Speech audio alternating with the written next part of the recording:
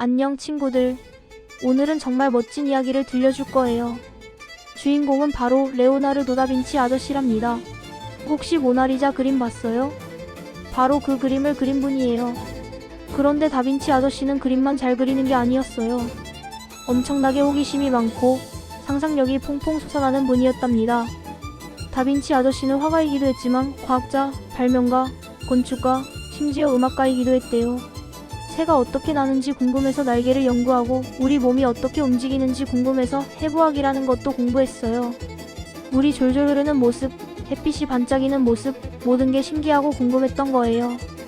다빈치 아저씨가 살았던 때는 지금으로부터 550년 전쯤이에요. 그때는 전기도, 컴퓨터도 없었지만 다빈치 아저씨는 헬리콥터, 잠수함, 심지어 로봇까지 상상하고 스케치했어요.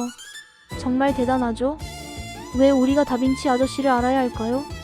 그건 다빈치 아저씨가 우리에게 아름다운 그림뿐만 아니라 어떻게 생각해야 하는지를 알려주기 때문이에요. 세상을 새로운 눈으로 바라보는 방법을 알려주는 거죠.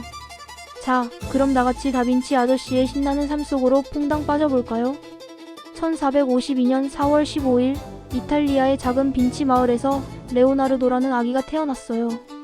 빈치에서 온 레오나르도라는 뜻으로 레오나르도 다 빈치라고 불리게 된 거죠. 올리브 나무와 포도밭이 펼쳐진 아름다운 곳에서 태어났대요. 레오나르도는 아빠와 엄마가 결혼하지 않은 상태에서 태어났기 때문에 학교에 제대로 다닐 수 없었어요. 글자도 제대로 배우지 못했죠. 하지만 그게 오히려 레오나르도에게는 좋은 기회였을지도 몰라요. 학교 대신 자연 속에서 신나게 뛰어놀 수 있었으니까요. 따뜻한 햇살이 나뭇잎 사이로 비치는 모습, 개미들이 줄지어가는 모습, 시냇물이 졸졸 흐르는 모습, 모든 게 레오나르도에게는 신기한 공부였어요. 새들이 날개를 어떻게 움직이는지, 구름이 어떻게 모양을 바꾸는지 눈을 크게 뜨고 관찰했답니다. 할아버지는 어린 레오나르도에게 종이와 숫을 줬어요. 레오나르도는 보이는 모든 것을 그리기 시작했어요. 꽃, 돌, 나무, 동물들, 특히 말 그림을 좋아했어요. 말 근육이 움직이는 모습, 갈기가 바람에 흩날리는 모습이 너무 멋있었거든요. 아빠는 레오나르도의 그림을 보고 깜짝 놀랐어요. 우리 아들에게 이런 재능이 있다니. 레오나르도가 14살이 되던 해 아빠는 큰 결심을 했어요. 레오나르도를 피렌체라는 도시로 보내기로 한 거예요. 피렌체는 예술과 공부의 중심지였거든요. 그렇게 레오나르도는 빈치 마을을 떠나 도시로 향했어요. 작은 시골 소년이 세상을 깜짝 놀라게 할 위대한 첫걸음을 내딛는 순간이었답니다. 1466년 14살 레오나르도는 피렌체에 도착했어요. 높은 건물들, 좁은 골목길, 시끌벅적한 시장, 모든 게 레오나르도에게는 새로운 세상이었죠. 아빠는 레오나르도를 베로키오라는 유명한 예술가 아저씨의 작업실로 데려갔어요. 베로키오 아저씨는 조각도 하고 그림도 그리고 금속으로 예쁜 물건도 만드는 멋진 분이었답니다. 제 아들을 제자로 받아주시겠어요? 아빠가 물었어요. 베로키오 아저씨는 레오나르도의 그림을 보더니 고개를 끄덕였어요. 이 아이는 뭔가 특별한 재능이 있군. 작업실에서 레오나르도는 그림 물감 만드는 법, 붓 사용하는 법, 돌 깎는 법, 금속 녹이는 법 등 모든 것을 배웠어요. 하지만 레오나르도는 그냥 배우기만 하는 게 아니었어요. 항상 왜? 라는 질문을 던졌답니다. 스승님, 왜 멀리 있는 산은 파랗게 보일까요?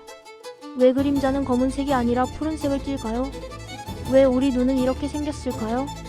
베로키오 아저씨는 때로는 답을 알려줬지만 때로는 네가 직접 보고 생각해보렴이라고 말했어요.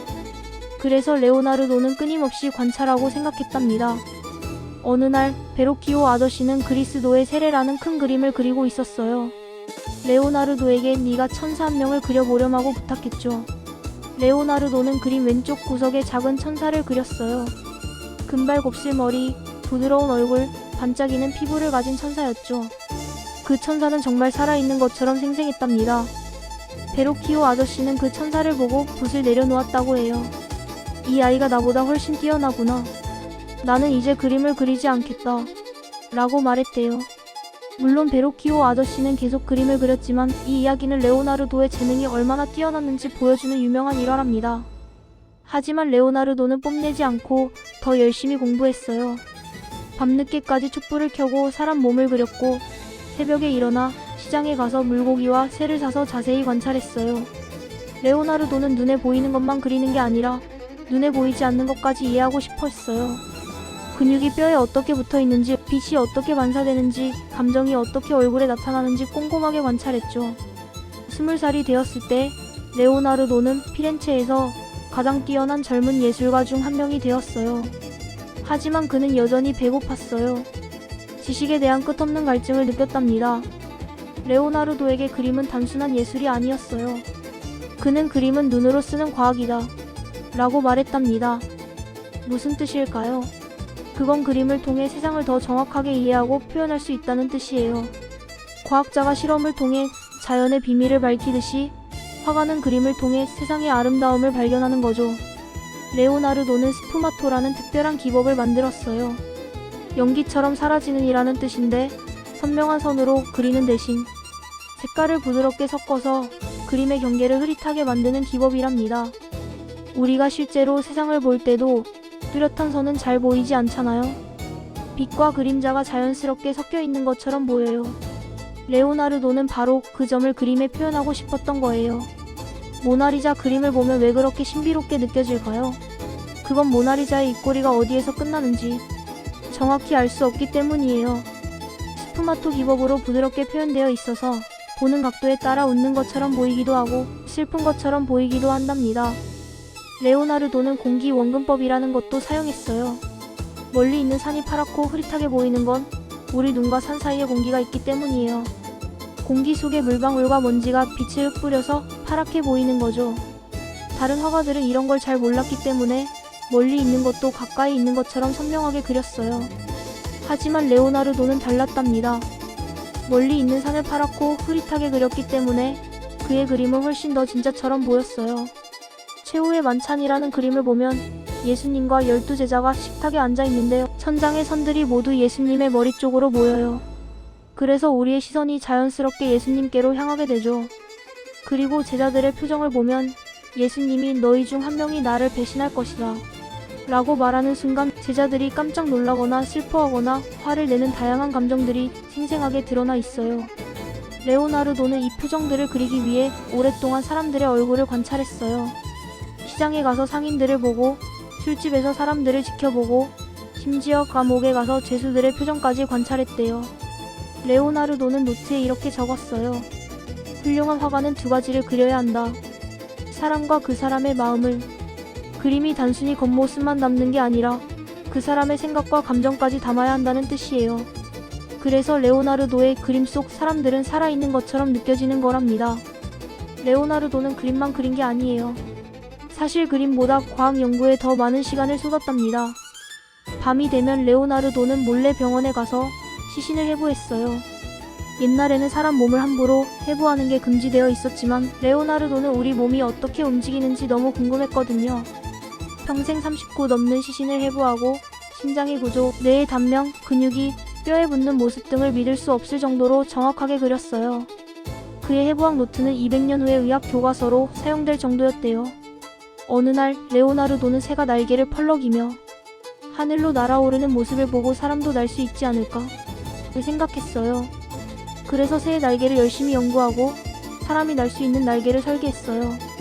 물론 그 날개는 실제로 작동하지 않았지만 레오나르도는 헬리콥터의 원리까지 생각해냈답니다. 위로 회전하는 날개가 공기를 밀어내면 하늘로 뜰 수 있다고 생각한 거죠. 450년 후 사람들은 정말로 헬리콥터를 만들었어요. 레오나르도가 상상했던 그대로. 레오나르도는 물도 엄청 좋아했어요. 물이 어떻게 흐르는지, 소용돌이는 왜 생기는지, 파도는 어떻게 움직이는지 궁금해서 물의 흐름을 그린 그림을 수백 장이나 남겼답니다. 전쟁에서 사용하는 무기도 설계했어요. 거대한 석궁, 장갑차, 여러 개의 로켓을 동시에 쏠 수 있는 무기 등 정말 다양한 발명품을 만들었죠. 밀라노의 공장님을 위해 일할 때는 공장님에게 편지를 써서 저는 다리를 만들 수 있고 대포를 설계할 수 있고 배도 만들 수 있습니다. 아, 그리고 그림도 조금 그릴 줄 압니다. 라고 자랑하기도 했대요. 정말 재미있죠? 레오나르도는 자기를 화가보다는 공학자라고 생각했던 것 같아요. 레오나르도의 노트에는 로봇기사, 잠수복, 낙하산, 자전거, 볼베어링 등 믿을 수 없는 발명품 아이디어들이 가득 적혀 있어요. 이 모든 걸 500년 전에 상상했다니 정말 놀랍죠?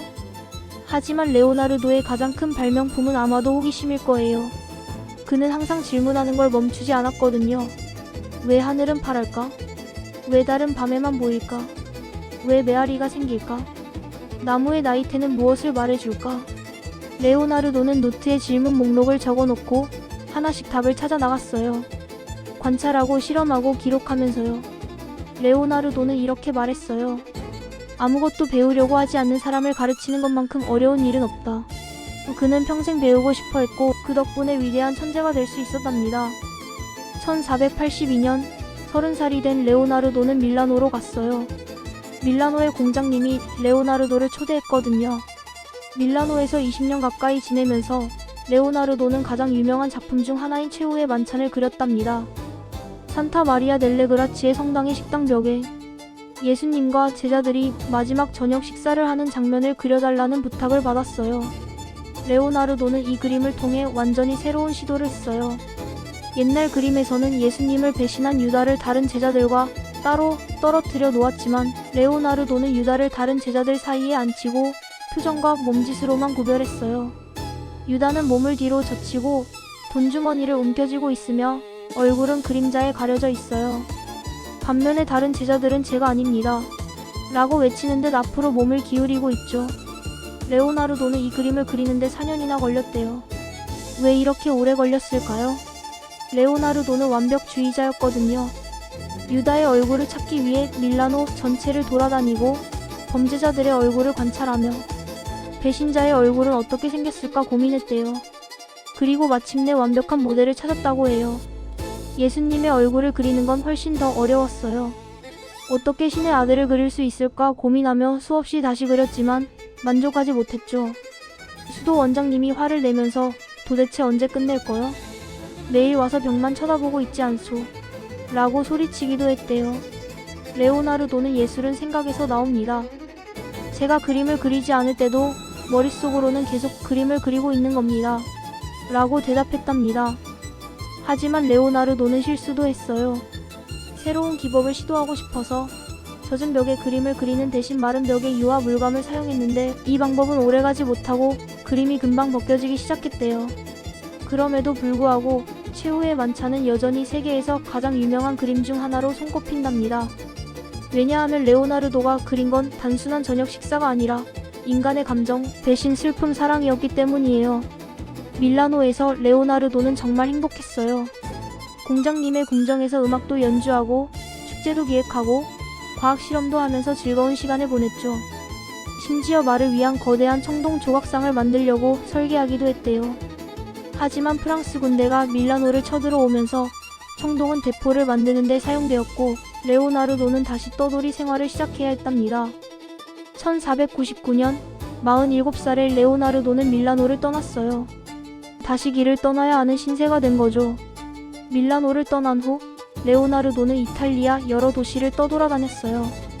베네치아, 피렌체, 로마 등 여러 곳에서 그림을 그리고 연구를 계속하며 새로운 일자리를 찾아다녔죠.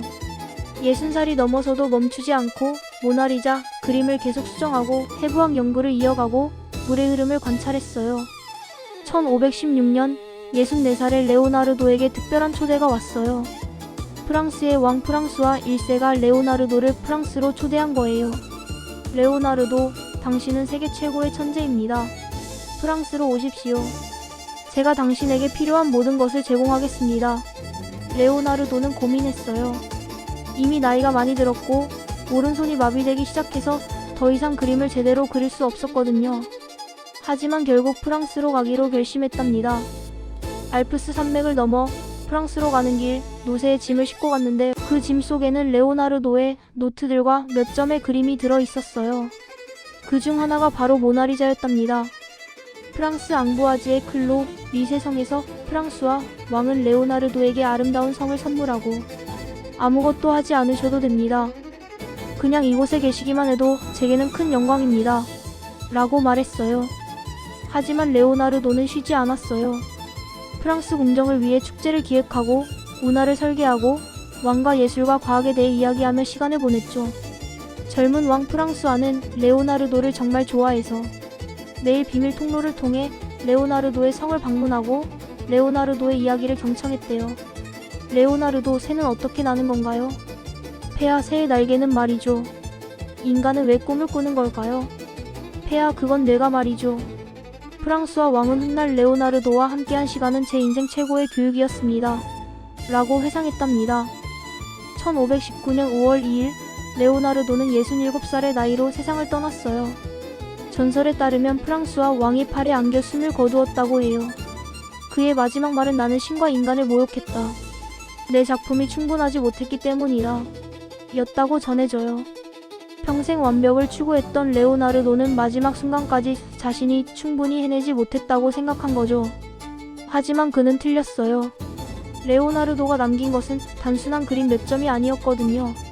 그는 새로운 생각하는 방식을 우리에게 알려주었어요. 호기심을 갖고 끊임없이 관찰하고 질문하고 실험하는 방법을요. 예술과 과학이 하나가 될 수 있다는 것도 보여주었죠. 그는 7,000페이지가 넘는 노트를 남겼는데 그림 설계도, 질문, 관찰 기록 등 다양한 내용이 담겨 있어요. 그 노트들은 오늘날 세계 곳곳의 박물관에 보관되어 있으며 여전히 많은 사람들에게 영감을 주고 있답니다. 레오나르도 다빈치의 이야기를 들으니 어떤 생각이 드나요? 친구들? 저는 이런 생각이 들어요. 레오나르도는 처음부터 천재였던 게 아니라는 것. 그는 끊임없이 질문하고 관찰하고 배웠기 때문에 천재가 된 거예요. 학교에도 제대로 가지 못하고 라틴어도 모르고 수학도 나중에 혼자 공부했지만 세상에서 가장 위대한 천재가 되었죠. 왜일까요? 그건 바로 호기심을 잃지 않았기 때문이에요. 우리 모두 어렸을 때는 호기심이 정말 많잖아요. 저건 뭐예요? 왜 그래요? 어떻게 돼요? 끊임없이 질문하죠. 하지만 자라면서 질문이 점점 줄어들어요. 어른들이 조용히 해. 그냥 그런 거야. 라고 말하니까요. 레오나르도는 달랐어요. 67살이 되어서도 여전히 궁금한 게 많았고 새로운 것을 배우고 싶어 했어요. 그래서 그는 천재가 될 수 있었던 거죠. 오늘날 우리는 레오나르도가 상상했던 세상에 살고 있어요. 사람들은 하늘을 날고 바닷속을 탐험하고 멋진 기계를 만들죠. 인공지능 AI는 그림을 그리고 로봇은 수술을 하기도 해요. 하지만 레오나르도가 가장 자랑스러워할 것은 우리가 만든 기계가 아닐 거예요. 그건 아마도 우리가 여전히 질문하고 있다는 사실일 거예요. 어떻게 하면 더 나은 세상을 만들 수 있을까? 왜 우주는 이렇게 넓을까? 생명이란 무엇일까? 레오나르도는 배움에는 끝이 없다. 매일이 배움의 날이다. 라고 말했어요. 여러분도 레오나르도처럼 세상을 새롭게 바라볼 수 있어요. 당연하게 여기던 것들을 다시 한번 살펴보세요. 질문하고 관찰하세요. 왜 하늘은 파란색일까요? 왜 나뭇잎은 초록색일까요? 구름은 어떻게 하늘에 떠 있을까요? 우리는 왜 꿈을 꿀까요? 작은 질문 하나가 세상을 바꿀 수도 있답니다. 레오나르도가 그랬던 것처럼요. 레오나르도는 그림을 그렸지만 우리는 각자의 방식으로 세상의 그림을 그릴 수 있어요. 노래로, 글로, 과학으로, 친절함으로 세상을 아름답게 만들 수 있죠. 중요한 건 호기심을 잃지 않는 거예요. 배우기를 멈추지 않고 꿈꾸기를 포기하지 않는 거죠. 레오나르도 다빈치는 500년 전에 살았지만 여전히 우리와 함께 있어요. 그의 그림 속에서, 그의 아이디어 속에서, 그리고 무엇보다 우리 마음속의 호기심 속에서 영원히 살아 숨쉬고 있답니다. 여러분도 다빈치처럼 세상을 바라본다면 여러분 안에도 작은 천재가 깨어날지도 몰라요. 아니, 어쩌면 이미 깨어나 있을지도 몰라요. 그저 발견되기를 기다리고 있을 뿐이죠. 오늘 이야기가 여러분의 호기심에 작은 불씨를 지폈으면 좋겠어요. 그리고 그 불씨가 언젠가 큰 불꽃이 되어 세상을 밝히는 빛이 되기를 응원할게요. 레오나르도가 우리에게 남긴 가장 큰 선물은 그림도 발명품도 아니에요. 그건 바로 이 메시지랍니다. 호기심을 가져라. 질문하라. 관찰하라. 그리고 절대 배움을 멈추지 마라. 여러분, 오늘부터 작은 레오나르도가 되어보는 건 어떨까요? 세상은 넓고 신비로우며 여러분의 발견을 기다리고 있답니다.